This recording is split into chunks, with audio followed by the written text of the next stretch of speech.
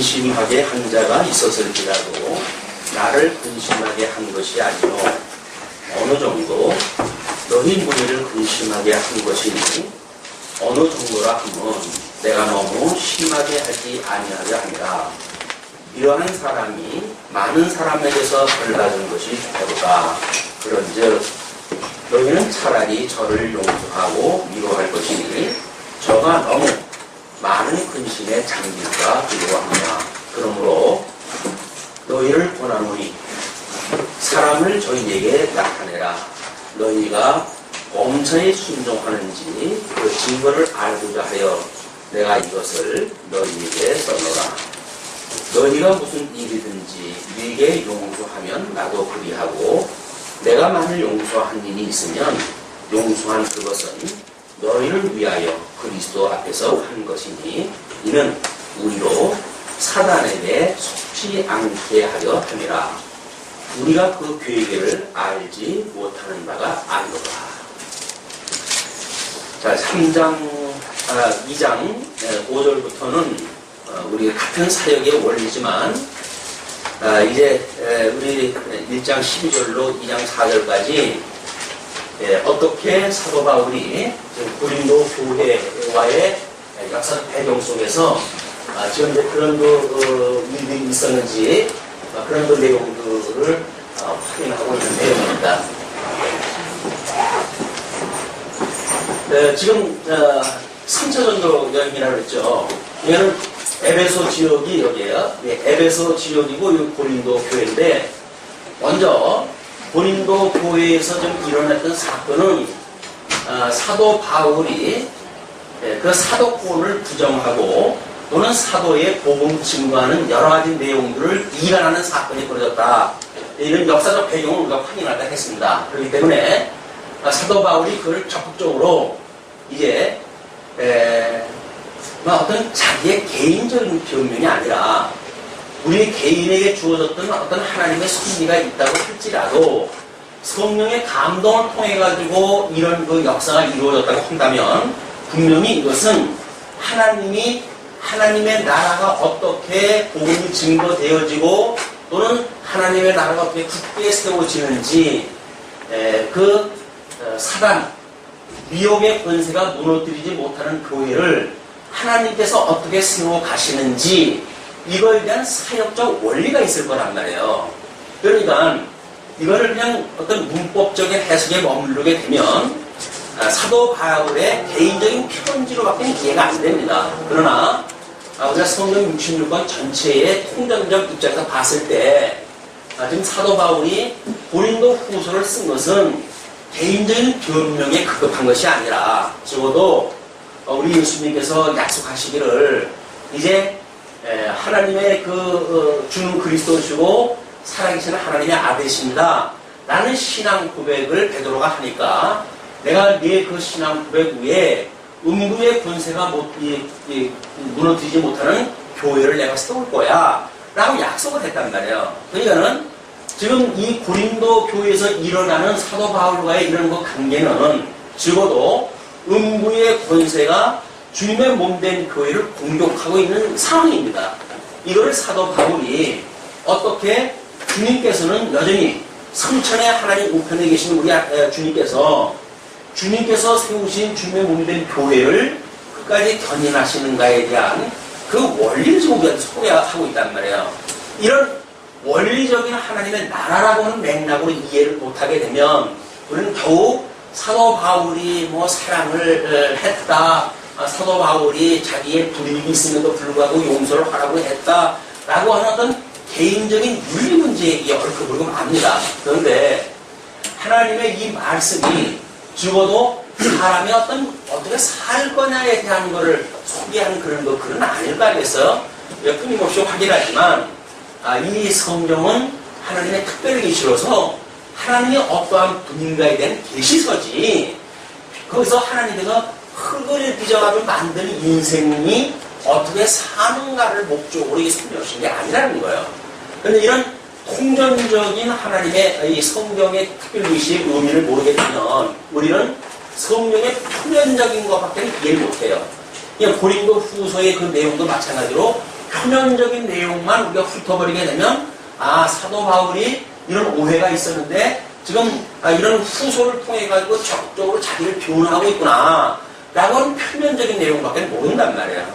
이 표면적인 내용 그 이면에 뭐가 들어있냐면 주님의 몸된 교회는 여전히 주님의 약속대로 주님께서 지금 성령을 보내가지고 주님의 몸된 교회를 세워 가신다는 이야기입니다.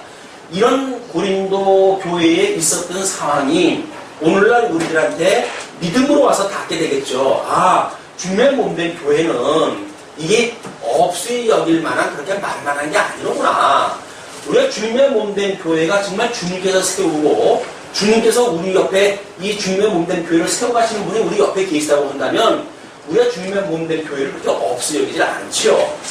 근데 성천에 계시니까 그분이 안 보인단 말이에요. 주님의 몸된 교회를 우습게 보는 거예요, 사람들이. 주님의 몸된 교회가 주님의 피값으로 세운 교회라고 하는 이런 공헌에도 불구하고 주님의 몸된 교회에 대하여 우리가 내가 하고 싶은 것이 주님의 몸된 교회라고 생각이 드니까 주님의 몸된 교회에서 몸사를 앓게 되어지는 겁니다. 고린도 교회가 왜 지금 이 몸사를 앓고 있습니까? 주님의 몸된 교회를 없이 여기는 거짓 교사가 들어와가지고 사도 바울에게 복음을 배웠던 자들에게 이간을 놓고 이렇게 미혹을 하는 바람에 지금 이 혼선이 일어나고 있는 거거든요. 그래서 사도 바울은 이것이 사단의 계획인 걸 아는 거예요.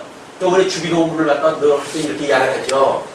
이제 우리가 이게 이제 우리 사단의 권세 아래에 있다고 한다면 우리가 중생이 됐다고 했잖아요.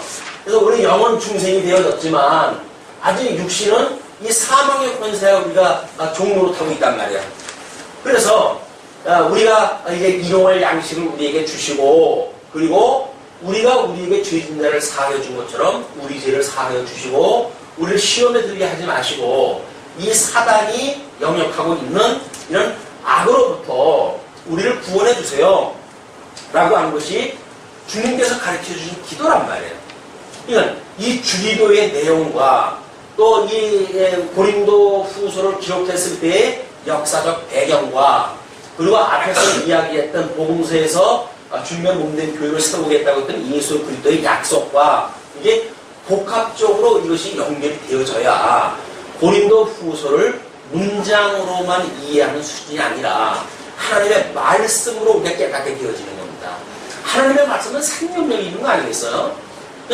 이 하나님의 말씀을 어떤 논리적으로 무슨 우리가 설득이 되어지면 내가 믿는다고 이렇게 생각다 하는데 천만의 말씀 아닌 거예요. 내가 믿는 주체가 내가 아닙니다. 하나님께서 믿음의 선물을 나한테 주셔야 내가 믿게 되어지는 거지. 우리는 논리적으로 믿어지면 내가 믿는다고 이야기를 하거든요. 그래서 잘 하셨어요? 우리가 믿는 거 아니에요. 하나님께서 우리를 믿음으로 주셔야 되는 거예요.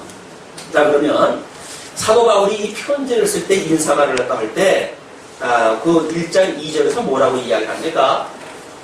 대전제가 있어요. 사도 바울이 하나님 앞에 간구하는 이 복음을 깨닫고 하나님 앞에 간구하는 그런 그 기도, 간절한 기도 내용이 있어요. 뭡니까? 우리 아버지 하나님, 이 아버지 하나님으로 조차 은혜가 또 예수 그리스도로 조차 하나님의 평강이 이것이 지금 고린도 교회 혼란을 일으키고 있는 이 고린도 교회에 이것이 늘 함께 했으면 좋겠다는 거예요. 주님의 몸된 교회에서 강구하는 사도 바울의 기도의 내용은 이겁니다. 이 기도의 내용이 좀 주기도라고 우리 주님께서 가르쳐 주신 기도로부터 이런 의미가 이제 들어오게 될 거예요. 이래야 예수를 믿는 사람들이 아직은 육신이 이 사망 우리가 출애굽했던 백성들이 광야에 사는 것처럼 예수를 믿는다고 중생이 되어졌지만 여전히 이 사막과 같은 이 광활한 이 눈에 보이는 가시적인 교회 속에서 살아가고 있는 거 아니에요? 이 세상이라고 하는 그거는 정말 우리가 영원한 천국에 가지고 누리는 안식의 세계가 아닙니다. 여전히 사단이 미혹하고 있는 이런 가운데 우리가 있단 말이에요.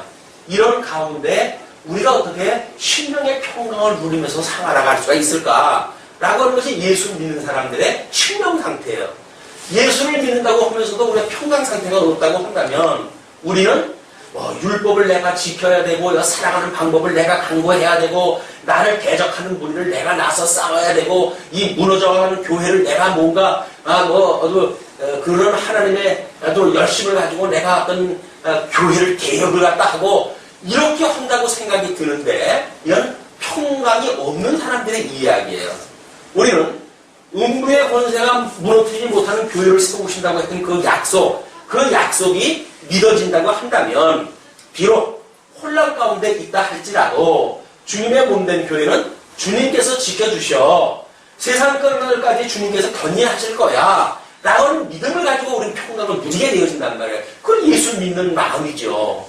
예수를 믿는다고 하면서 온통 세상에서 일어나는 일을 내가 어떻게 하면 해결된다고 생각이 들어가지고 주님의 몸된 교회조차도 내가 만약에 강론을 어떻게든지 해놓고 어떻게 하게 되면 많은 사람은 논리적으로 설득을 하고 그분들로 하여금 공감을 불러일으켜가지고 예수를 믿게 만들고 하는 것이 목사한테 무슨 고난이 있다고 생각이 든단 말이에요. 그러니까 주님의 몸된 교회하고는 상관없는 은사를 각자가 실현하고 살아가는 거예요. 만약에 주님께서 주시는 이 은혜로 말미암는 만사가 은혜로 말미암는다고 생각이 들게 되면 우리는 하나님의 은혜를 간구하겠죠. 하나님의 은혜가 아니면 어떻게 양대 언약 가운데에 전부 행위 언약으로 해가지고 망하게 되어졌던 가운데서 은혜 언약을 인해가지고 택한 백성들만 불러내셨겠어요. 그럼 은혜 언약을 인해서 우리가 중생이 되어졌다고 한다면 나머지 것도 은혜 언약을 이루어가실 것이 믿어지는 거 아닙니까? 이것이 우리 사도신경을 외웠지만 이게 우리가 몸으로 다시 산다고 하는 것까지 믿는 거예요. 우리가 우리가 그러잖아요. 천지를 지으시는 하나님 아버지를 내가 믿사오며 우리 주 예수 그리스도를 믿사오니 그 예수를 믿어가지고 우리가 구원받았단 말이에요. 그럼 나머지 일은 뭐예요 이게? 몸이 사는 것까지 심판하실 것까지 주님께서 다 한다고 하는 걸 우리가 예배 드릴 때마다 신앙 고백을 하잖아요. 어떤 사람들은 신앙 고백 하는 것이 유치하다고 하지 말아야 된다고 그러는데 그거는 역사의 무게를 모르는 사람들의 만용이에요. 우리 사도신경이라고 하는 것은 이 교회를 세우는 사도들로부터 시작되어진 2000년이라고 하는 긴 역사를 통해가지고 이 진리를 지켜왔던 중요한 우리들 신조의 내용입니다. 신조라는 게 뭐예요? 뭘 믿는가의 내용 아닙니까? 그럼 뭘 믿으십니까? 우리는 뭘 믿죠? 사도신경 그 내용을 믿는 거예요. 그게 성경의 내용이니까.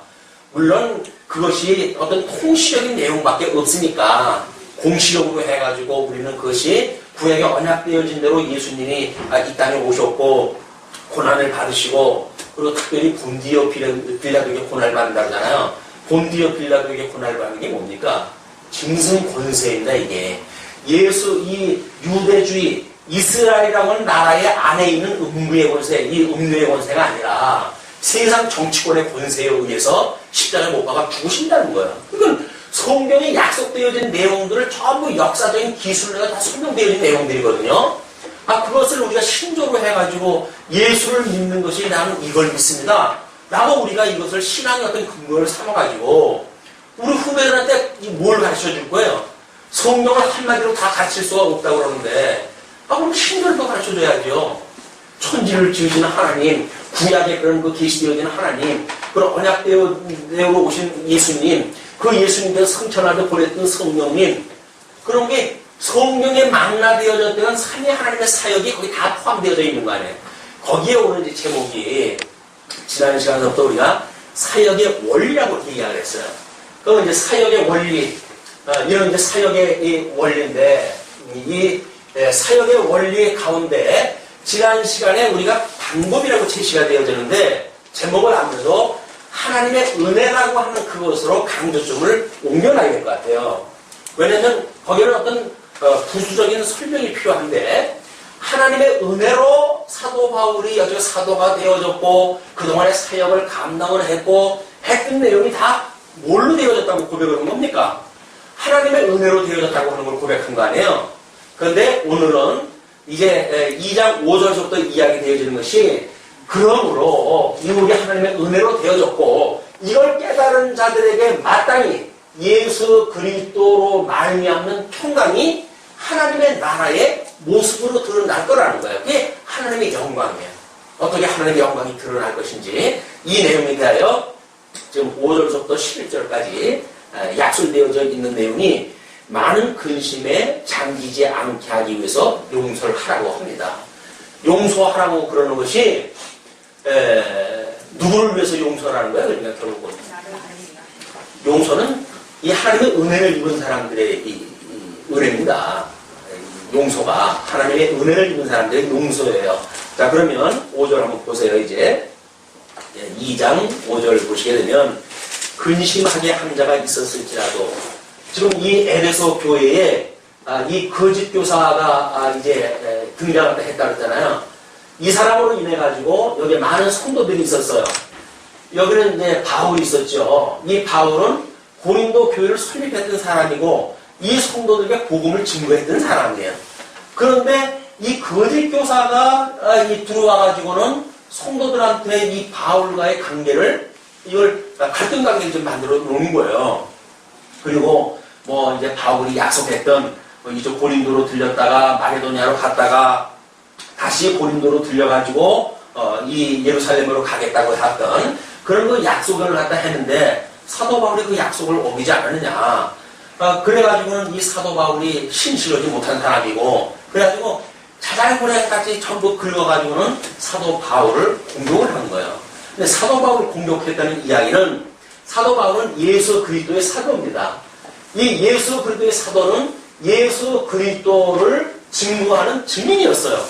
그러니까 사도 바울을 이 사람들이 배격했다는 이야기는 결국 누구를 배격한 거예요?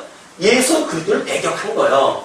예수 그리스도를 배격하는 현상이 뭡니까?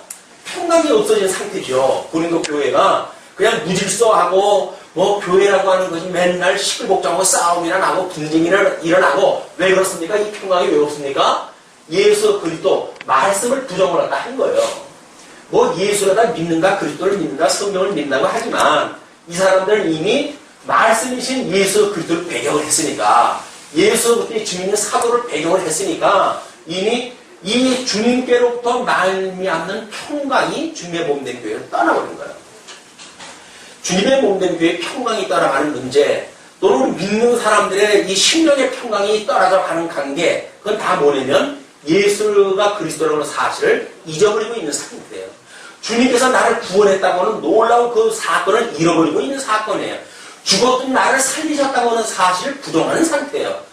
또 죽었던 나를 살리신 분인데도 불구하고 그분이 생각이 나지는 않으니까 이제 죽었던 영이 살아나는데 한차 우리들의 이 몸이야 뭐 인생 길어야 70년 80년 살 건데 그러나 살 때까지 우리 주님께서 지켜주시다가 영원한 생명으로 구원을 해주실 거라고 믿어진다고 한다면 사망 권세가 우리를 공격한다고 해가지고 평강을 잃어버릴 까닭이 없죠.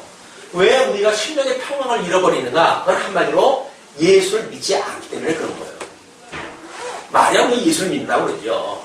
광의적인 걸로, 광의적인 것으로 해가지고 나는 예수님을 믿어가지고 구원을 받았고 그리고 살아갑니다. 맞아요. 그건 광의적으로 해서 맞아요. 그러나 지금 현재 상태로 보게 되면 그 예수님을 믿는 믿음의 상태가 좀 아니란 말이에요. 그러니까 심령의 평강을 누리지 못하고 이 사망 권세에 흔들리는 대로 키지를 갖다 하는 대로 깨치를 갖다 하는 대로 이리 비틀 저리 비틀을 가지고 우리가 휘청거린단 말이에요.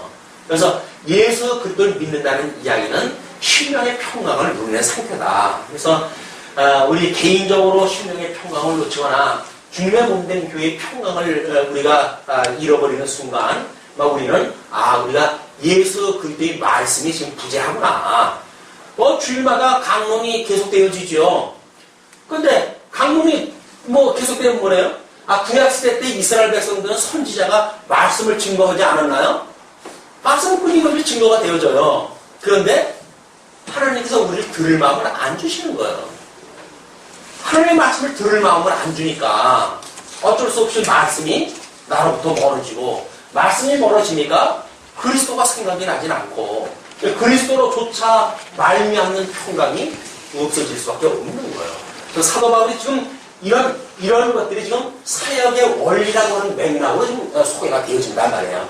하나님의 나라에 지금 사도들이 이러기도 하고 저러기도 하고 일꾼들을 세워가지고 지금 해가는 일이 있는데 이 사역의 원리가 여기서 소개가 되어지고 다음에 우리 이제 주보에 나와져 있는 대로 3장부터 6장까지 보게 되면 새 계약의 일꾼이라고 소개가 되어 있잖아요. 그러면 이 원리가 먼저 소개가 되어져야 사역의 일꾼들이 어떻게 세워지고 무슨 일을 할 것인지 이게 잘 설명이 될 거 아닙니까? 이건 지금 그 1장 12절서부터 2장 17절까지는 사역의 원리라고 하는 맥락으로 사도 바울이 증거를 하고 있다. 그 사도의 사역의 원리가 어떤 그 근본적인 원리로 보았을 적에는 인사만을 갖다 했을 때 우리 아버지 하나님과 예수 그리스도로 말미암아 예수 그리스도로 조차 은혜와 평강이 너에게 있을지어다라고 기도를 갖다 했으니까 그 기도의 내용은 바로 주님의 몸된 교회의 기도의 원리가 포함되어져 있을 거란 말이에요. 그렇죠? 그럼 지금 고린도 교회의 현재 일어나는 역사적 배경과 무관하진 않겠죠. 그러니까는 성경을 통해서 문법적인 해석을 하고 그 다음에 이 역사 해석을 하고 그리고 이런 교리적인 해석을 이 교리적인 해석을 했을 때 우리는 실천신학적인 주님의 몸된 교회 또는 우리의 신앙생활 이런 것이 함께 이걸 우리가 깨닫게 되어진다는 거예요. 이건 따로 떨어져서 할 이야기들이 아니에요. 이게 전부 하나이기 때문에. 그래서 메타 성경신학이고 그렇기 때문에 통속 성경 개론자기 이야기를 하는 겁니다. 이렇게 그동안 이 흩어져 있는 신학을 갖다 하나로 묶어내가지고 성경이 말하고자 하는 하나님의 계시의 말씀을 더욱 폭넓고 깊이 있게 깨닫는가라고 하는 것이 21세기에 주신 하나님의 우리의 이 은혜의 선물이라고 보여집니다. 이 통속적인 마인드를 가지고 신앙생활도 마찬가지예요. 문법적으로 뭘 외운다고 해가지고 해결되는 문제가 아니잖아요. 그렇다고 외우지 않는다고 해가지고 그런 뭐 자유인입니까? 그렇지도 않은 거예요. 우리가 성경은 성경대로 이해했다 하고 역사는 역사대로 이해했다 해야 되고 교리는 교리대로 이해했다 하고 그리고 실천신학적인 것도 주님께서 해가신다는 이야기지. 우리 과거에는 그랬잖아요. 이렇게 말씀을 깨달으면 실천신학은 내가 적용을 한다고 그랬단 말이에요. 적용을 깨닫는 것도 내 마음대로 깨닫지 못하는데 적용을 어떻게 내가 마음대로 합니까? 말이 안 되는 거예요. 그 적용이라고 하는 그것은 하나님의 의의 열매로 하나님의 이 사역의 열매로 해가지고 하나님의 영광이 이 성도들을 통해서 드러나는 거다. 그냥 어떤 것 하나 하나님이 하시지 않는 게 없어요. 다 하나님이 하시는 거야. 이런 그 하나님의 사역에 대해서 우리가 확인을 하자 그 이야기입니다. 그러면 이제 근심하게 한 자가 이제 있고 그렇게 했는데 사도 바울이 너희 무리를 근심하게 한 것이니 나는 상관이 없다 그 이야기예요. 너희들이 그렇게 혼란이 왔지 하나님 앞에 살아가는 바울은 말씀 위에 굳게 서여져 있기 때문에 여기서 아무리 깨지를 갖다 하고 무슨 뭐 한다고 하더라도 흔들림이 없어요. 문제는 흔들림을 받는 너희들이 지금 힘드니까 그 이야기입니다. 그러니까 근심하게 한 것이니 어느 정도 너희 무리를 근심하게 한 것이니 어느 정도라 하면 사도 바울이 아주 조심스럽게 좀 표현을 쓰죠. 왜냐하면 거기다 어느 정도라고 하는 그런 설명을 갖다가 첨부를 시키면서 그 첨부시켰던 내용까지 소개를 갖다 합니다. 그게 뭐냐면 내가 너무 심하게 하지 아니하려 하리라. 그냥 얼마간 너희들이 그렇게 혼란이 있어가지고 그렇게 있었는데 그걸 내가 나한테는 그것이 상관이 없지만 너희들한테 얼마만이라고 그렇게 표현을 딱 하면 그거는 너희들에게 혹시 내가 이렇게 복음을 가르쳤고 그렇게 했는데 이 거짓 교사가 와가지고 흔든다고 해가지고 그렇게 힘없이 너희가 무너질 수가 있어? 이렇게 해가지고 강하게 압박을 하는 것이 아니라 하나님께서 주시는 믿음이 만약에 여의치가 않으면 그럴 수밖에 없다고 하는 대전제를 지금 알고 있는 거죠. 너무 용인하지 마라 그런 그 이야기입니다. 그러면서 이러한 사람이 많은 사람에게서 벌받은 것이 족하도다. 이 사람은 이미 거짓 교사는 많은 사람들을 혼돈에 불러일으켰을 때에 자기의 어떤 계획이 성공했다고 믿어지는지 모르겠죠. 여러분 우리 세상사를 보게 되면 아주 작은 거짓말을 가리기 시작을 하게 되면 그 거짓말을 가리기 위해서 더 큰 거짓말로 그걸 덮어야 돼요. 그 더 큰 거짓말을 숨기기 위해서는 또 더 큰 거짓말로 그거를 갖다 덮지 않으면 우리는 작은 거짓말이 드러날까봐 노심초사하는 것이 인생사입니다. 그렇기 때문에 하나님 앞에 우리가 이 거짓말을 갖다 한다는 이야기는 사실 우리 이 교사, 거짓 교사가 어떻게 이제 사도 바울의 마음을 향했던 사람들을 나름대로 자기한테 중심을 모으기 위해서 이러기도 하고 저러기도 했겠죠. 뭐 인간이 다 가지고 있는 속성 아니겠어요? 자기가 다른 사람 앞에 뭔가 이렇게 인기를 끌고 나름대로 주목을 받고 그러고 싶겠죠. 그렇게 쉽지 않은 사람이 어디 있겠어요. 그러니까 사도 바울이 이렇게 되어지는 결국은 하나님께서 하시는 일로 해가지고 가르치는 자, 이 말씀을 가르치는 자와 더불어 좋아하는 거라고 한다면 모르지만 말씀이 아니라 비진리 있었던 사실의 왜곡, 거짓말을 통해가지고 성도들에게 주목을 받고자 한다면 그 사람들의 마음은, 거짓 교사의 마음은 그 마음이 아닐 거라는 이야기예요. 그게 믿어지십니까? 그게 불쌍하게 보여야 돼요. 우리는 뭐가 힘이 있어가지고 뭘 우리가 하는 것 같잖아요. 힘이 있으면 왜 그러겠어요? 힘이 없으면 거짓말을 갖다 해가지고 힘 있는 것처럼 관에 포장을 갖다 하지. 자기가 힘이 있으면 뭐 힘이 있다고 못하는 이야기할 게 뭐가 있어요.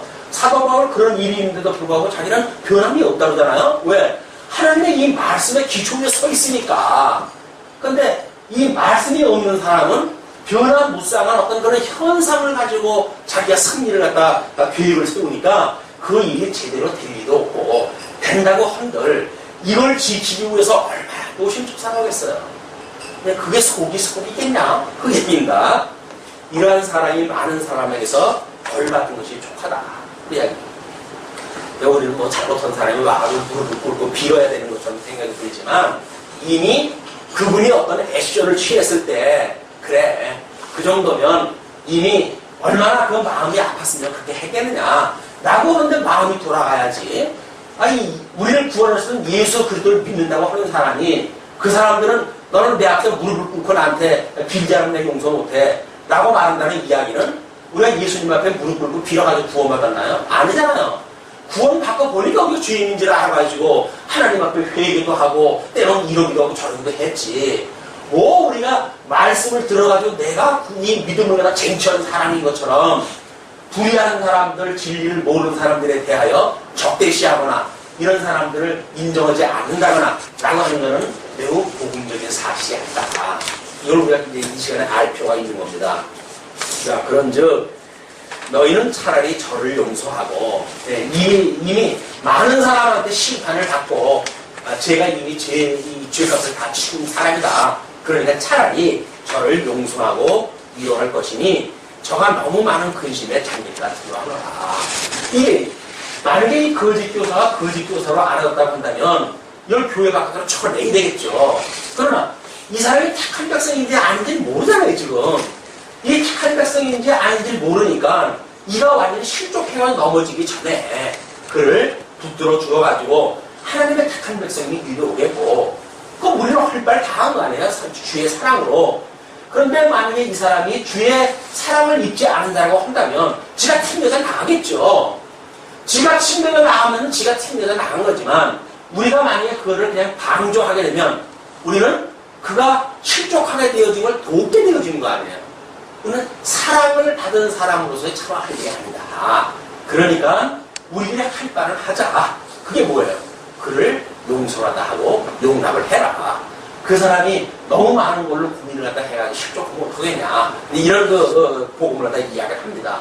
얘는 사도 바울이 지금 증거한 이 사역에 이 좀 하나님의 이 사랑으로 해가지고 보여주는 모습들 아니에요. 좀 은혜를 입은 것도 사랑에 대한 표현이고 평강을 입은 것도 끊임없이 하나님의 사랑을 깨닫는 사건이고 그러면 하나님의 이 사랑의 원리 율법에서 이야기했던 율법의 대강령 위로는 하나님을 사랑하고 이웃을 내모같이 사랑하라고 하는 이 사랑의 개념이 무엇인지 알게 되면 이런 정신이 나오게 되어진다 그 이야기예요.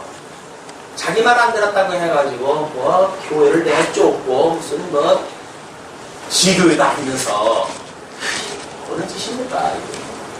목사가 뭐 죽을 짓을 갖다 했다고 교회에서 내쫓고 이런 말도 안 되는 짓을 갖다 해가면서 그들이 사랑을 말하고 이 말씀을 사랑한다 하고 정말 기도할 일입니다. 그들 불쌍히 여기서 구원을 갖다 해달라고 하는 기도할 내용들이에요. 또 무슨 뭐 노예가 그럴 때 싫다나 어쨌다나 또 이렇게 해가지고 받아주지 않는 그런 우리나 도대체 하나님의 말씀을 깨닫는다고 하는 사람들 이 도대체 말씀의 운동의 정신 하나님의 이 말씀에 살아서 지금 운동력이 있다고 한다면 어떻게 이런 현상들이 재현이 되겠냐고요. 물론 부분적으로 우리 육신을 가지고 있기 때문에 그럴 수는 있겠죠. 그러나 그것이 그냥 끝까지 갈 수는 없잖아요. 언제가 잘못됐으면 뭔가 무슨 회개의 바람이 돌거나 이런 것들이 돼야지. 그렇기 때문에 끝까지 시험에 들지 않도록 우리가 기도할 일이다. 우리를 욕한 자들, 우리를 만약에 미워한 자들이 있다고 한다면 그들을 기도를 하다 해야 돼요. 우리 스테반 집사가 돌에 맞아 죽으면서 하나님 저들의 죄를 용서하여 주옵소서. 저들이 지금 무엇을 행하는지 모릅니다. 그들이 하는 일이 무엇인지를 알면 그 짓을 하겠어요. 이 불꽃 같은 눈으로 하나님께서 지금 온 천하 만물을 당신의 눈으로 지금 직접 보고 계시고 많은 사람을 선명히 계신 그 하나님이 믿어진다고 한다면 언감생식 어떻게 그런 일을 하겠어요. 그 하나님이 믿어지지 않고 그 예수님이 믿어지지 않으니까 지 생각대로 지 마음 오는 대로 하지 그분이 믿어진다고 한다면 그러질 않았습니다. 그렇기 때문에 저들이 무엇을 행하는지 모르니 저들의 죄를 용서해 주세요 라고 하는 스테반의 집사의 그런 심정을 가지고 기도하는 일은 바로 교회의 치유의 원리기도 해요. 이제 빌레몬서의 그런 그 원리가 나오겠지만 그런 그 원리를 우리가 잘 한번 이해를 했으면 좋겠습니다. 그러면서 그러므로 너희를 권하노니 사랑을 저희에게 나타내라. 이걸 나타내라는 거예요. 사랑을. 위로는 하나님을 사랑하고 예수를 내 몸을 사랑하라고 했던 것이 그래서 우리가 다른 사람을 공격한다는 이야기는 뭡니까? 한마디로 거짓말을 했던 이간질을 놓고 한다는 이야기는 뭐예요? 내 마음이 편치 않다는 거예요. 얼마나 사람이 나약하면 다른 사람을 통해 가지고 자기 어떤 그런 외부적인 조건에 의해 가지고 자기 심사 편한 걸 갖다 꾀하겠어요. 그러니까 이 마음이 허한 사람들이 이렇게 하는 겁니다. 강한 사람들은 그렇게 안 해요. 나만 가지고도 충분한데 예수로도 이분 한 번만 가지고도 부족한 건 없는데 뭘 다른 술수를 갖다 꾀해가지고 거기서 이 얻어지는 어떤 효과를 가지고 자기가 이런 어떤 그런 그 다른 사람과 강을 보여주고 영향력을 보여준다고 생각을 계속 그러겠어요. 그는 눈에 보이는 세계 속에 살아가는 사망 권세의 미혹에 빠져져 있기 때문에 그러고 또 이거는 하나님의 진리의 말씀을 모르기 때문에 나타나는 현상이다. 너희들이 만약에 안다고 한다면 사랑을 보이라는 거죠. 우리 고린도전서 13장에서 사랑에 대한 걸 이야기를 했어요. 사랑이라고 하는 게 결국 뭘로 되어 있죠? 이 진리와 함께 기뻐하는 일이라고 했어요. 그럼 진리와 함께 기뻐하는 일인데 거짓교사라고 하더라도 이건 이제 대적관계 아니에요? 인간적인 걸로 본다면 대적관계죠. 이간질을 놓고 이 성도들, 고린도 교회 성도들을 갖다 미혹하고 그랬으니까. 그러나 만약에 하나님의 어떤 그런 사람으로 중생되어진 사람이라고 한다면 진리와 이 말씀을 선포해서 이로 하여금 회개하는 그런 기회를 주게 되겠죠. 이것이 진리와 함께 기뻐하는 거다. 사랑이라고 하면 진리와 함께 기뻐하는 거예요. 진리는 전하지 않으면서 해달라는 대로 해주는 것이 사랑이라고 우리 생각이 들어가지고 그거는 이제 갓 태어나는 애기한테 이야기를 하는 거지. 그래서 가난해지니까 그게 뭔지 모르니까 그냥 젖달라고 하면 젖주고 울면 기저귀도 가고 우리가 돌아보고 이렇게 하는 거지.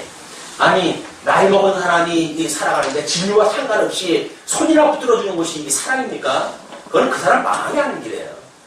내 영향력이 미치네. 내가 이렇게 성질 한번 내면 이 사람들이 날 갖다 알아주네. 그럼 상관없어요. 그럼 이 진리를 가지고 그 사람 함께 할 수가 없어요. 오래 두면 말씀에 이제 궁해지고 그래서 말씀의 기간에 느껴지고 이렇게 해서는 도저히 말씀이 없으니 내가 살 수가 없구나 라고 하는 것이 믿어지게 되면 말씀으로 회개할 수밖에 없죠. 이게 양식인데 이 양식을 안 먹고 어떻게 살겠어요. 이런 것 때가 온다는 이야기입니다. 그렇기 때문에 너희가 범사에 순종하는지 그 증거를 알고자 하여 내가 이것을 너희에게 써노라. 사도 바울은 지금 고민이 있어요. 이쪽에서 지금 에베소에서 이쪽 편지를 한번 갔었잖아요. 갔다가 이 거짓교사의 어떤 그런 그 중심된 반대로 해가지고 눈물을 먹으니까 다시 에베소로 돌아왔단 말이에요. 그리고 좀 디도에게 편지를 써가지고 보냈어요, 이쪽으로.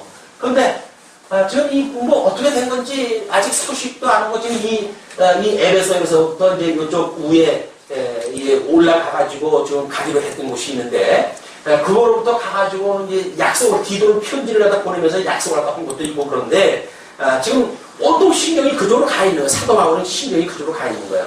그러면서 너희가 무슨 일이든지 네게 용서하면 나도 그리하고 내가 만일 용서한 일이 있으면 용서한 그것은 너희를 위하여 그리스도 앞에서 한 것이니. 자, 우리 주님께서 가르쳐 주셨을 때 이 죄에 대한 문제를 어떻게 이야기를 해요? 우리가 우리에게 지은 죄를 이거를 용서해 준 것처럼 그 이야기예요. 그렇죠? 우리가 우리에게 죄 지은 자를 사하여 준 것처럼, 이 죄인을 사해 준 것처럼 우리의 죄를 용서하여 주십시오. 주님께서 우리들한테 가르쳐 주신 기도예요. 우리는 예수 그리스도로 말미암아 구원을 받았어요. 그를 다른 성경에서는 1만 달란트 탕감을 받았다고 하는 것으로 표현이 되어집니다. 그러면 1만 달란트 탕감을 받은 자들의 나타나는 마땅한 양상이 뭐예요? 100데나리온 빚진 자를 용서해 주는 걸로 드러나겠죠. 이것이 믿어질 때에 비로소 우리는 또 아직도 남아져 있는 우리들의 죄에 대한 사죄에 대한 근거가 되어지는 거예요. 그러니까 예수 그리스도로 말미암아 사죄받았다고 하는 그거를 믿어지지도 않고 1만 달란트 탕감받은 자가 100데나리온 빚진 자를 갖다 정죄하면서 내 죄는 용서하다 해주세요 하는 말이 안 되잖아요. 아니 자기한테는 100데나리온 빚진 것도 용서를 안 하면서 내 그 1만 달란트나 되는 그런 그 빚은 탕감을 갖다 해달라는 이야기가 말이 안 된단 말이에요, 이게. 근데 우리는 그러고 살잖아요. 내 죄는 주홍같이 붉은 그 죄라 할지라도 우리 중에서 양털같이 신부같이 시게 해줬다고 찬송할까 하면서 다른 사람이 나한테 조금 소원한 일을 갖다 하게 되면 우리는 그것도 놓고 못 보지. 왜? 끝장을 봐가지고 아주 작사를 해서 내 앞에 무릎을 꿇든지 바짝바짝 빌어가지고 정말 제발 잘못했으니까 용서해주세요 라고 용서하다 빌든지 그래야 내가 용서하다 해줄까. 그렇지 않으면 나는 절대 용서를 못해 이렇게 마음을 먹잖아요. 절대 용서 못해 라는 이야기는 뭐예요? 나는 절대 용서받는 사람이 아니야. 그렇다고 한다면 겁이 나십니까? 그러면 좀 우리가 다시 한번 생각해볼까요? 100데나리온 빚진 자, 우리한테 빚진 자에 대해서 나는 용서 못해 라는 생각은 나는 1만 달란트 탕감받은 자가 아니야 라는 신앙 고백이라고 생각이 들게 되면 이거 우리가 좀 어떻게 쇼킹하십니까? 충격이 되나요? 용서되는 건 그 이야기예요. 내가 1만 달란트 탕감받았다고 하는 그 증거가 뭐냐면 100데나리온 용서하는 걸로 드러나는 거예요. 하나님 우리 신앙 고백이란 말이에요. 다른 사람의 죄를 용서해 준다는 이야기는 우리 신앙 고백이에요. 어떤 신앙 고백? 1만 달란트 탕감받았다고 하는 신앙 고백이란 말이에요. 그런데 다른 사람들을 자기 말 안 들으면 다 죽여버리려고 되거든요, 이게. 그게 무슨 예수 믿는 사람이에요. 교회에서 다른 사람이 교회 안 나오는 것도 이제 우리 이 장로 교회의 어떤 예배 모금이라든지 이런 데 보게 되면 몇 차례씩 목사 가가지고 장로가 가가지고 신부가 하나 하고 그 사람의 신앙 상태를 확인하고 다 그런 때가 있어요. 이게 그냥 안 나와? 말아 제적시켜버려. 그래가지고 족보에서 빼버리고 이렇게 하는 거예요. 우리는 본인이 밝히지 않으면 족보가 끝까지 갑니다. 그냥 있는 거예요. 만약 때가 되면 그분이 돌아오시라고 생각이 들어가지고 석 3년 동안 가더라도 족보에 이름을 남겨놔요. 그러나 만약에 그분이 나는 이제 당신 교회 안 나가겠습니다 라고 의사를 분명히 밝히게 되면 그분이 또 가시는 교회가 있으니까 빼서 드려야죠. 그래야 그쪽 교회에서 교회 신앙 강화가 아니겠어요. 우리 한국의 선교사들이 들어와가지고 자기네들 보내준 파송한 대로 그 보고를 갖다 했는데 우리나라의 인구 숫자보다 더 많은 사람들이 회개한 걸로 통계가 잡혀져 있대요. 왜 그런지 아십니까? 우리나라 사람들은 인정이 나는 사람들 아니에요. 근데 한국말도 서투른 선교사들이 예수님을 믿습니까? 믿으면 일어나세요 라고 했을 때 사람들이 일어났단 말이에요. 근데 사람들은 예수님을 영접해서 일어난 것이 아니라 저 병원에 있는 걸 갖다 해가지고 말도 서툴르고 그러는데 우리나라 와가지고 저 와가지고 고생을 하는데 저분이 일어나라는데 내가 모른 척 할 수 있나? 아니, 이거 일어난 거야? 일어나면 그 사람들은 전부 우리 예수님을 영접했다고 생각이 들어가지고 상부에다 보고하기는 그 사람들 전부 영접한 사람을 보고한 거예요. 그 사람들은 맨날 일어나는 걱정이죠. 다음 주에도 또 일어나면 또 일어나고 그러니까 숫자가 계속 누적이 돼가지고 그때 우리 한국에 있었던 그 숫자보다도 인구 숫자가 더 많은 사람이 회개한 사람으로 보호가 되었다고 하는 그 일설이 있어요. 예수님을 믿는다고 하는 것이 뭐 당시 잠깐 받는 어떤 감동을 가지고 이게 나타나는 건 아니겠죠. 시간을 놓고 우리가 봐야 될 얘기들이다 이게. 그러기 때문에 이제 내가 무슨 일이든지 너희한테 용서를 했다고 한다면 나도 그렇게 하겠다. 그런 그 이야기죠. 이는 우리도 사단에게 속지 않게 하려 합니다. 우리가 그 괴계를 알지 못하는 바가 아니로라. 자, 괴계가 뭘까요? 이 지금 사단이 이 주님의 몸된 교회 또는 중생한 성도를 공격하는 그 괴계가 뭘까요? 이 악속에 빠지게 하는 거예요. 시험에 걸려 넘어지게 하는 거예요. 그러니까 사도 바울은 시험에 걸리지 않도록 이제 그만 용서한다 해주는 게 좋겠다 이렇게 이야기를 하잖아요. 야, 죽을 때까지 내버려둬. 빠져가지고 시험에 아주 콕 넘어져가지고 그럴 때까지 내버려둬. 이건 시험에 들게 하지 마옵시고라고는 우리가 하는 기도를 상대방한테 적용시키는 게 아니잖아요 지금. 우리가 주님 앞에 끊임없이 시험에 들게 하지 말아주세요. 그 이야기는 미혹을 당할 수밖에 없죠. 약한 육신을 가지기 때문에 그럴 수밖에 없어요. 그러나 끝까지 넘어가도록 우리가 주님께서 그냥 굳이 말아주세요. 우리가 깨달음을 줘도 말씀을 깨닫게 하셔가지고 이 시험에 들어가지고 넘어지는 데까지 가져가지 말아주십시오. 그냥 비틀비틀 거리다가 어이구 혼났네 해가지고 다시 말씀으로 우리가 다시 또 이렇게 깨닫고 그래야지. 말씀을 깨닫지 못해가지고 그냥 뭐 시험 한 번만 오게 되면 교회고 뭐고 다 팽개치고 예수가 뭐 반맥이나 해가지고 교회를 떠나는 사람들이 기수 아니에요? 왜 그렇습니까? 시험에 걸린 사람들이 시험에 걸린 사람들.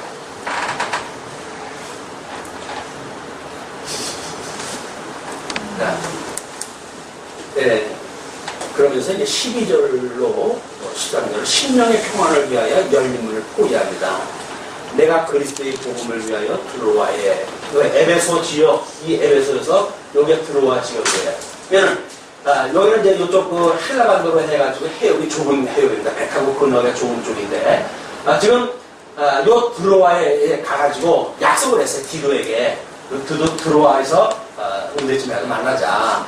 아니 그게 안 되면 내가 마게도냐로 가니까 그때 만나자. 근데 이런 약속이 되어져 있었는데 지금 드로아의 이름에 약속을 지키기 위해서 드로아에 갔는데 주 안에서 문이 4개 열린 거예요. 여기 학생이 사도 바울의 복음을 전해야 될 그런 입장이 있는 거예요. 저 복음을 모르는 사람들한테는 이 진리의 말씀을 증거를 해야 되겠구나 라고 하는 그런 지금 그 복음의 눈이 이렇게 뻔히 열리고 있는 거예요. 자기의 그 믿음의 눈으로 봤을 때 그렇게 되어지니까 이제 내가 내 형제 디도를 만나지 못함으로 내 심령이 편치 못하여 저희를 작별하고 마게도냐로 갑니다. 자, 이 드로아 지역에서 어떤 신입전도라고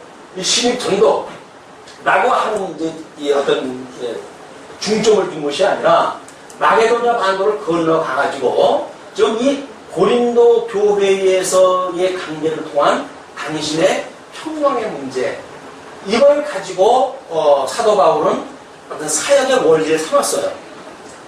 우리 주님의 몸된 교회 사역이라고 하는 건 그렇습니다. 10사람을 만약에 들어온다고 한다면 우리 교회에 전도하려고 한다면 만약에 오래되어진 성도 하나 별 볼일 없는 성도를 밀어내고 이 사람을 끌어오는 것이 효과적으로 생각이 든다고 한다면 그건 성령의 역사가 아닌 거예요. 분명히 드로아에서 복음의 문이 열렸잖아요. 그럼에도 불구하고 자기의 심령의 평강, 하나님의 나라는 심령의 평강이 있는 건데 만약에 이것이 일중심이라고 한다면 이것은 이제 우리가 이거를 기능중심, 일중심이라고 본다면 이건 계시중심으로 볼 수가 있죠.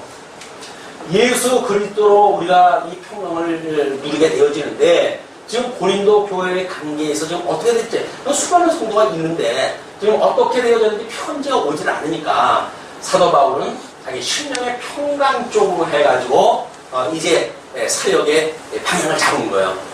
우리도 그런 경우가 많이 있죠. 어떤 우리들이 봤을 때, 이렇게 하는 것이 다른 사람들 보일 때 뭐 좀 효과적일 수가 있겠고, 기능적으로 무슨 뭐 득이 있을 수 있겠고, 그럴 수 있을 거 아니겠어요? 그러나 만약에 그렇게 하시는 분이 심령의 평강이 없다고 한다면 그 일을 하지 마세요. 내 평강을 지키는 일종의 방향을 따라서 가야서 해야지, 심령의 평강을 잃어가면서 뭐 전도났다 한다, 뭘 한다고 해가지고 일을 하게 되면, 이거는 하나님 성령께서 해가시는 사역의 원리가 아닌 거예요. 그렇기 때문에 기능 중심으로 일 중심으로 어떤 목표를 만들어내기 위한 이런 것이 아니라 자기 심령의 평강을 지키는 일이 더욱 중요하다. 자, 그러면서 그 장면이 아까 아주 14절로 17절 순전한 복음으로 전하는 그리스도의 향기라고 이렇게 이야기합니다. 뭐 그렇지 않게 보는 사람은 복음의 문이 열렸는데 아직도 그 구원의 밧줄을 던져라 뭐 이런 찬성이 있지만은 그렇게 구원받을 사람이 많은데 지 심령 평강을 지킨다고 해도 그냥 거기를 건너갔단 말이야? 이거 비난할 사람들이 있을 거 아니겠어요? 이런 사역의 원리에 있을 때 이 말씀의 내용이 뭔지 그걸 좀 소개하는 겁니다. 뭡니까? 항상 우리를 그리스도 안에서 이기게 하시고 그리스도 안에서 이기게 하시고 우리로 말미암아 각처에서 그리스도를 아는 냄새를 나타내시는 하나님께 감사하노라. 그냥 사도 바울의 이 평강을 지키는 결정은 결국 뭐였어요? 이게 그리스도의 향기가 되어진 거예요. 이 그리스도의 향기라고 하는 것은 말씀 아닙니까? 말씀. 계시를 따라가지고 일을 갖다 했을 때 이 그리스도의 향기로 바라게 되어지지 일 중심으로 되어지게 되면 이건 그리스도의 향기가 아니라 결국은 자기 자랑으로 남겠죠. 자기 공로로 드러나겠고. 그렇기 때문에 하나님의 이 어떤 사역에 우리가 방향을 정할 적에는 심령의 평강이 오른쪽으로 방향을 정하는 것이 맞다. 일 중심으로 기능 중심으로 하는 이야기는 자기 자랑, 자기의 업적을 삼기 위해서 그 일을 할 수가 있죠. 그러나 그것은 아무런 의미가 없어요. 그걸 사도 바울이 심각한 표현을 합니다. 뭐라고 표현을 갖추죠? 우리는 구원을 얻는 자들에게나 망하는 자들에게나 하나님 앞에서 그리스도의 향기니 이 사람에게는 사망으로조차 사망에 이르는 냄새요. 이 사망에 이르는 냄새. 근데 또 한쪽의 사람들은 뭡니까?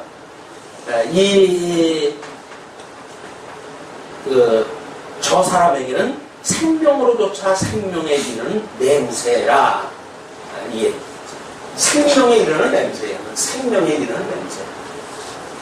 이 생명에 이르는 냄새는 여기서 그리스도의 향기라고 이렇게 이야기를 했으니까. 그냥 우리가 지금 이제 봄이 돼가지고 닭가리 준비를 하시나고 해서 거름더미나 쌈뱀 그냥 해가지고 요 밭 좀 있는데 지나가게 되면 아주 냄새가 진동할까 합니다. 근데 그 냄새가 결국은 이제 땅을 팩토를 갖다 하고 뒤집어 엎고 그렇게 했을 때 거기에 씨앗을 심게 되면 그로부터 생명이 피어올라요. 이는 사망의 냄새가 난다고 해가지고 버릴 일이 아니라 그런 의의를 말씀 중심으로 해서 끊임없이 어떤 우리들의 그런 향기를 바를 필요가 있죠.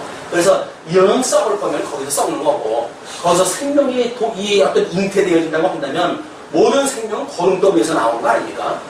아이러니하지요. 죽었더니 우리 살아났던 것처럼 모든 생명은 거름더미로부터 생명이 피어오르는 거예요. 그냥 이 거름더미 갖다가 어떤 하나님의 말씀을 깨닫는 계시의 도구로 이용하다 해야지 선악이라고 하는 이혼론에 빠져가지고 이거는 좋고 이거는 나쁘고 라고 하는 일중심으로 빠지게 되면 우리는 복음에 대한 우리가 어떤 향기를 맡지 못해요. 결국 기능에 빠져가지고 옳고 그르고 시비나 가리고 맨날 이 싸움박질을 일어나고 그럴 수밖에 없죠. 그러나 하나님의 말씀에 옳고 그른 것은 이 그리스도의 향기이기 때문에 이미 버리기로 예정되어진다라고 모르겠으나 하나님께서 그를 구원하기로 예정되어진다라고 한다면 주님께서 그를 부르실 거란 말이에요. 그런 기회를 우리 성도들이 하나님 앞에 맡기는 일입니다. 그러면서 누가 이것을 감당하리요? 우리는 수다한 사람과 같이 하나님의 말씀을 혼잡하게 하지 아니하고. 하나님의 말씀을 혼잡하다는 이야기는 한마디로 뭐예요? 만약에 이런 기능 중심으로 한다는 이야기는 이 기능 중심이라고 하는 그걸로 해가지고 이게 모든 기능을 위한 학문세계, 이 학문세계, 이게 일반 학문세계야. 이 학문세계가 뭐 이제 과학이니 우리 진선미를 절대 가치로 이해가 하니까 이 사람들은 여기서 철학을 뽑아내고 이쪽에서는 윤리를 갖다 뽑아내고 이쪽에서는 예술을 갖다 뽑아내고 이렇게 이제 되어진단 말이야. 그러면 이 철학이라고 하는 것이 어떤 상위 종교라든지 뭐 이런 형이상학적인 그런 그 철학이 있고 형이하학적인 철학이 이게 과학이란 말이야. 이 과학도 또 이걸 나눠가지고 뭐 인문과학이니 자연과학이니 사회과학이니 이게 또 나눠놓잖아요. 그게 난도질이 되어지고 이 진리 세속적인 진리의 세계는 난도질이 되어져가지고 뭐 지금 대학교에 뭐 몇 과가 있대나 뭐 수없는 과가 있어요. 그냥 이런 그 과학을 복잡한 걸 가지고 하나님을 깨달아 갈 수는 없는 상태예요.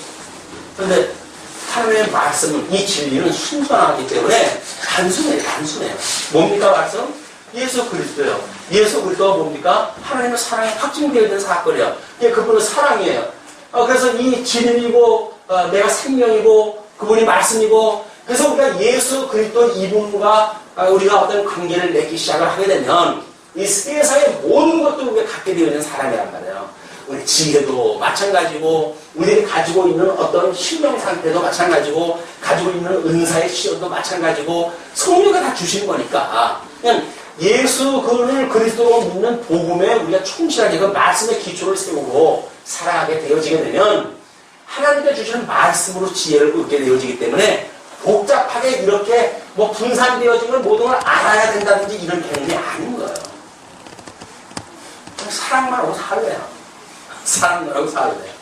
근데 사랑이 그게 뭐 억지로 오는 것이 아니니까 하나님께서 내가 그렇게 사랑을 지키기 위해서 이 땅에 와가지고 이걸 이루었으니까 너희들은 내가 그걸 이루었다고 하는 사실만 믿으라고 그러는 거예요. 이것만 믿으면 되는데 자꾸 이분을 갖다 제껴놓고 내가 한다고 그러니까 예수님이 예수가 그리스도가 아니라 자기가 이 그리스도 노릇을 하려고 그러는 거 아니에요? 그걸 적그리스도라고 그러는 거예요.